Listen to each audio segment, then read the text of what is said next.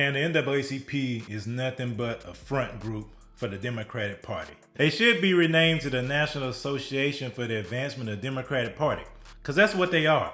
They want to advance the Democratic Party liberal agenda in the black community. This travel advisory to Florida, this is a joke. It's all political.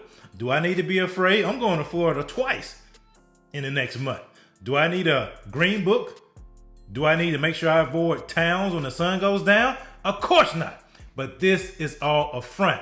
The point where Florida is about to be a terrorist state to many of us here in America. Certainly as a lesbian, as a black woman, I don't want to have anything to do with the place. And I think about all the other people who don't want to travel there either. And so I think it was very clever on behalf of the NAACP. I thank them for issuing this broad guidance. To hear this woman talk about Florida can be a terrorist state, what about black people that are being terrorized in the inner cities all throughout this country?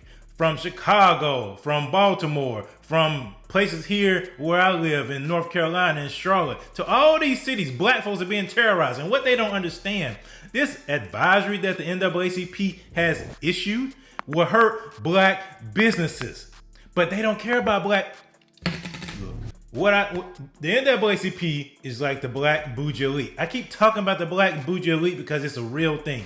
It's people that are in bed with the Democratic Party who don't really care about the advancement of the black community.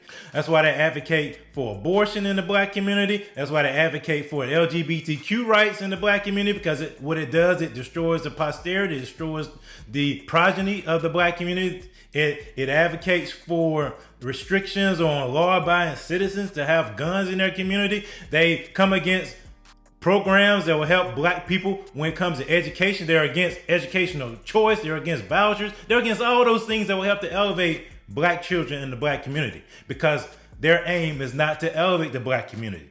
Their aim is to elevate the Democratic Party. Actually, their aim is to elevate their image, their prestige, and their position in the Democratic Party so they can keep their privilege, so they can keep their positions. That's what they're looking for. They don't care about what happens to black-owned businesses. They don't care about what happens to black children. They don't care about what happens to black families. Why are they standing pushing for togetherness when it comes to the fathers? Why weren't they standing with Governor DeSantis when he pushed laws that encourage fathers?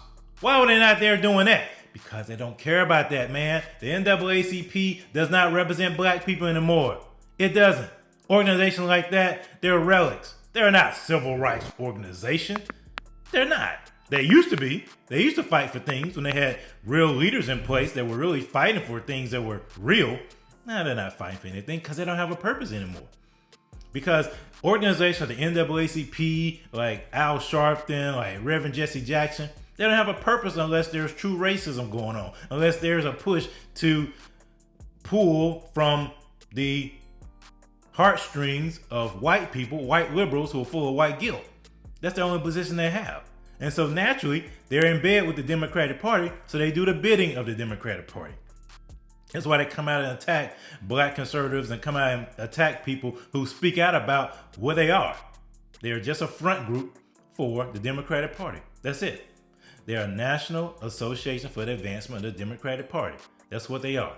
That is the NAACP. So this fake travel warning that they issue to black folks that they shouldn't go to Florida, please, man.